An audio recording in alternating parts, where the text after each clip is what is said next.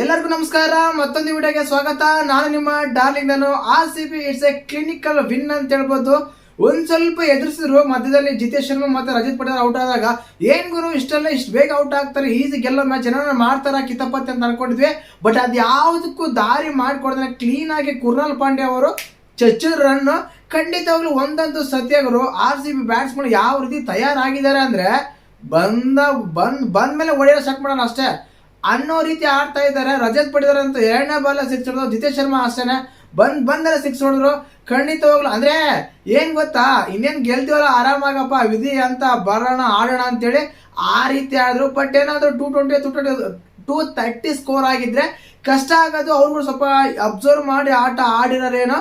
But ಇನ್ನೇನು ಹತ್ರ ಬಂದ್ಬಿಟ್ಟಿವಲ್ಲ, ಇನ್ನು 30 ರನ್ ಹೊಡಿಬೇಕು ಬಿಡು ಗುರು ಅಂತ ಆರಾಮಾಗಿ ಹೊಡಿತಾ ಇದ್ರು. ಖಂಡಿತವಾಗ್ಲು ನಿಜವಾಗ್ಲೂ ಆ ಟೈಮಲ್ಲಿ ಟೀಮ್ ಡೆಬಿಟ್ ಹೊಡೆದಿರೋ ಶಾರ್ಟ್ ಏನಾದ್ರು ಕ್ಯಾಚ್ ಆಗಿದ್ರೆ ಸ್ವಲ್ಪ ಕಷ್ಟ ಆಗೋದು ಗುರು. ಖಂಡಿತವಾಗ್ಲು ಆಕ್ಚುಲಿ ಆ ಟೈಮಲ್ಲಿ ಸ್ಪಿನ್ನಿಗೆ ಶುಭ್ಮನ್ ಗಿಲ್ ಏನಕ್ಕೆ ಕೊಟ್ಟಿದ್ರೆ ಅರ್ಥ ಆಗಲಿಲ್ಲ. Left hander batsman left hander arm spin ಕೊಟ್ಟಿದ್ದಾರೆ, ಅದು ದೊಡ್ಡ ಮಿಸ್ಟೇಕ್ ಅಂತ ಹೇಳ್ಬೋದು. ಖಂಡಿತವಾಗ್ಲು ಇಟ್ಸ್ ಎ ಕ್ಲಿನಿಕಲ್ ಅಂತ ಹೇಳ್ಬೋದು. ಅದರಲ್ಲೂ ವಿರಾಟ್ ಕೊಹ್ಲಿ ಅವರ ಒಂದು ಕ್ಯಾಚ್ ಬಿಟ್ಟ ವಾಷಿಂಗ್ಟನ್ ಸುಂದರ್ಗೆ ಏನಂತ ಹೇಳ್ಬೇಕು ಗೊತ್ತಾಗ್ತಾ ಇಲ್ಲ. ನಮ್ಮ ಅದೃಷ್ಟ ಅಂತ ಅನ್ಕೋಬೇಕು ಅಷ್ಟೇ. ಕ್ಯಾಚಸ್ ಇಂದ ಮ್ಯಾಚಸ್ ಅಂತ ಕರಿತೀವಿ. ಖಂಡಿತವಾಗ್ಲು ಅದೇ ಮ್ಯಾಚಸ್ ಆಗಿರೋದು. ಇವಾಗ ಒಂದ್ ವೇಳೆ ಆ ಟೈಮಲ್ಲಿ ಏನಾದ್ರು ಕೊಹ್ಲಿ ಔಟ್ ಆಗಿದ್ರೆ, ಆಲ್ರೆಡಿ ಜಕಾಬ್ ಬತ್ತರ್ ಔಟ್ ಆಗಿದ್ರೆ, ಕೊಹ್ಲಿ ಏನಾದ್ರು ಔಟ್ ಆಗಿದ್ರೆ ಕಷ್ಟ ಆಗಿರೋದು ಮ್ಯಾಚ್ ಗೆಲ್ಲೋಕೆ, ಪ್ರೆಷರ್ ಆಗಿರೋದು. ಯಾಕಂದ್ರೆ ವಿರಾಟ್ ಕೊಹ್ಲಿ ಅವರು ಸಿಂಪಲ್ ಆಗಿ ಒಳ್ಳೊಳ್ಳೆ ಸ್ಟ್ರೋಕ್ ಒಳ್ಳೊಳ್ಳೆ ಶಾಟ್ಗಳು ಆಡ್ತಾ ಆರಾಮಾಗಿ ಸ್ಕೋರ್ ಮಾಡ್ತಾ ಇದ್ರು. ಅದೇ ಸಾಥ್ ಕೊಟ್ಟಿದ್ದು ದೇವದತ್ ಪಡಿಕ್ಕಲ್ ಕೂಡ. ಯಾಕಂದ್ರೆ ಫಸ್ಟ್ ಅಲ್ಲಿ ಜಕಾಬ್ ಬೆತ್ತಲ್ ಅವರು ಔಟ್ ಅದಾದ್ಮೇಲೆ ಬಂದು ತುಂಬಾ ಚೆನ್ನಾಗಿ ಆಡಿದ್ರು. ಎಕ್ಸಾಂಪಲ್ ಹೇಳ್ಬೇಕಂದ್ರೆ ಸ್ಟ್ರೈಕ್ ರೇಟ್ ತುಂಬಾ ಮೇಂಟೈನ್ ಮಾಡ್ಕೊಂಡ್ ಬಂದ್ರು. ಇಲ್ಲ ಅಂದ್ರೆ ಪ್ರೆಷರ್ ಮೇಲೆ ವಿಕೆಟ್ ತಗೊಂಡು ಬಾಲ್ ತಿಂದು ಡಾಟ್ ಆಗಿ ಕಷ್ಟ ಆಗಿರೋದು. ಖಂಡಿತವಾಗ್ಲು RCB ಬ್ಯಾಟ್ಸ್ಮನ್ಗಳಂತೂ ಯಾರು ನಾನು ಕಡಿಮೆ ಇಲ್ಲ ನೀನು ಕಡಿಮೆ ಇಲ್ಲ ಅಂತೂ ಎಲ್ಲರೂ ಆಲ್ಮೋಸ್ಟ್ ಆಲ್ 200 ಸ್ಟ್ರೈಕ್ ರೇಟ್ ಅಲ್ಲಿ ಬ್ಯಾಟಿಂಗ್ ಮಾಡ್ತಾ ಇದ್ರು ಗುರು. ಸಖತ್ತಾಗ ಇತ್ತು. ಬಟ್ ಅದೇ ರೀತಿಯಾಗಿ GT ಬಗ್ಗೆ ಮಾತಾಡೋಣ. GT ಬಗ್ಗೆ ಯಾರ್ದು ಬ್ಯಾಟಿಂಗ್ ಅಂತ. ಖಂಡಿತವಾಗ್ಲು GT ಅವರು 10 ಓವರ್ ಆದ್ರೂ ಕೂಡ ಒಂದು ವಿಕೆಟ್ ಕೂಡ ಕಳ್ಕೊಂಡಿಲ್ಲ. ಏನ್ ಗುರು ಹಿಂಗ ಆಡ್ತಾರೆ ಇವರು, ಇವತ್ತೇನೋ ಮಾಡ್ತಾರಪ್ಪ ಕಿತಾಪತಿ 230 240 ಟಾರ್ಗೆಟ್ ಕೊಡ್ತಾರಂತ ಎಕ್ಸ್ಪೆಕ್ಟ್ ಮಾಡ್ಕೊಂಡಿದ್ದೆ. ಬಟ್ ಒಂದು ನನ್ನ ನಂಬಿಕೆ ಇತ್ತು. ಯಾಕಂದ್ರೆ ಟಾಪ್ 3 ಬ್ಯಾಟರ್ಸ್ ಏನಾದ್ರೂ ಔಟ್ ಆದ್ರೆ GTಯಲ್ಲಿ ಹಿಂದೆ ಬಂದು ಆಡ್ರೆ ಯಾರಿಲ್ಲ ಗುರು ಅನ್ಕೊಂಡಿದ್ವಿ. ಬಟ್ ಹೊಸಬ ಒಬ್ಬ ಬಂದಿದ್ದಾರೆ, ಯಾರು ಗೊತ್ತಾ, ಜಾಸನ್ ಹೋಲ್ಡರ್ ಗುರು. ಅವ್ರು 7 ಬಾಲ್ಗೆ 20 ರನ್ ನೋಡಿತಾರೆ. ಆ ಸ್ಕೋರ್ ಸ್ವಲ್ಪ ಜಾಸ್ತಿ ಆಗಿದ್ರು. ಇಲ್ಲಾಂದ್ರೆ 200 ಒಳಗಡೆ ಅವ್ರನ್ನ ಕಟ್ ಆಗ್ತಾ ಇದ್ರು.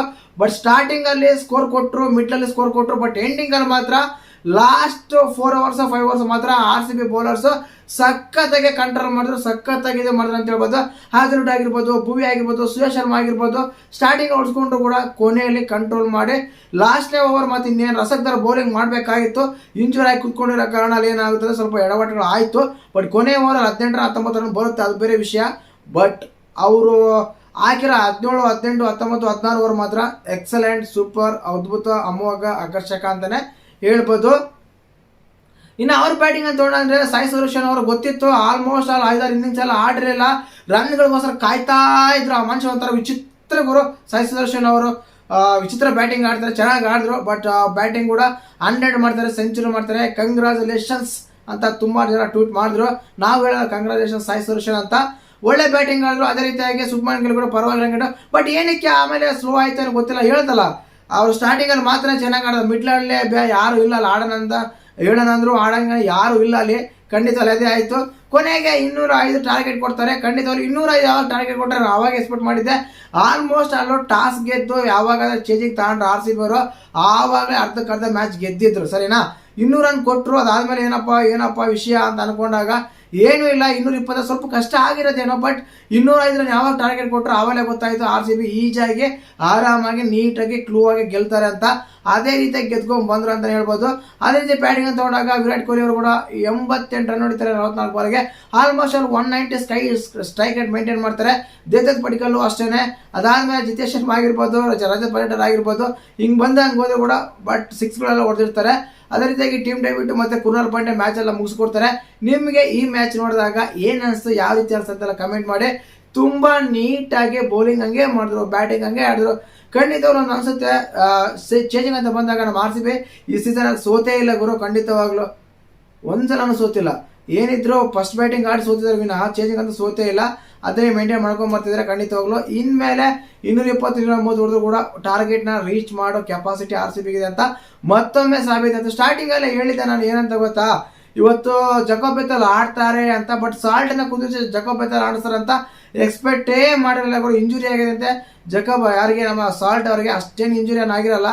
ಏನೋ ಒಂದು ರೀಸನ್ ಕುಂದಿಸಿದಾರ, ಇಲ್ಲ ನೆಕ್ಸ್ಟ್ ಮ್ಯಾಚ್ ಆಡಿಸ್ತಾರ ನೋಡಬೇಕು. ಖಂಡಿತವಾಗ್ಲೂ ಒಳ್ಳೆ ಮ್ಯಾಚ್ ಆಗಿತ್ತು. ಜಕೋಬ್ ಬೆಥೆಲ್ಗೆ ಅವಕಾಶ ಕೊಟ್ಟಿದ್ರು, ಉಪಯೋಗಿಸ್ಕೊಂಡ್ರೆ ಆದರೆ ಒಳ್ಳೆ ಶಾಟ್ಗಳು ಆಡಿದ್ರು. ಬಟ್ ಅದಾದ್ಮೇಲೆ ಔಟ್ ಆಗ್ತಾರೆ. ಅದಾದ್ಮೇಲೆ ವಿರಾಟ್ ಕೊಹ್ಲಿ ಮತ್ತು ಚೇತನ್ ಪಡಿಕಲ್ ಮಾತ್ರ ಸೂಪರ್ ಆಗಿ, ಅದ್ಭುತವಾಗಿ, ಅಮೋಘವಾಗಿ, ಆಕರ್ಷಕವಾಗಿ ಬ್ಯಾಟಿಂಗ್ ಆಡಿ RCBನ ದಡ ಸೇರಿಸ್ತಾರೆ ಅಂತ ಹೇಳ್ಬೋದು. ಇನ್ನೇನು ಗೆಲ್ತಾರೆ ಮರೆಯ ಅನ್ನೋಷ್ಟನ್ನ 5 ವಿಕೆಟ್ ಕಳ್ಕೊಂತಾರೆ. ಫಸ್ಟ್ ಚೇತನ್ ಪಡಿಕಲ್ ಹೋಗ್ತಾರೆ, ಅದಾದ್ಮೇಲೆ ಕೊಹ್ಲಿ ಹೋಗ್ತಾರೆ, ಅದಾದ್ಮೇಲೆ ಪಡಿದಾರ್ ಹೋಗ್ತಾರೆ, ಅದಾದ್ಮೇಲೆ ಜಿತೇಶ್ ಶರ್ಮಾ ಹೋಗ್ತಾರೆ. ಹಿಂಗೆ ಹೋಗ್ತಾನೆ ಇರ್ತಾರೆ.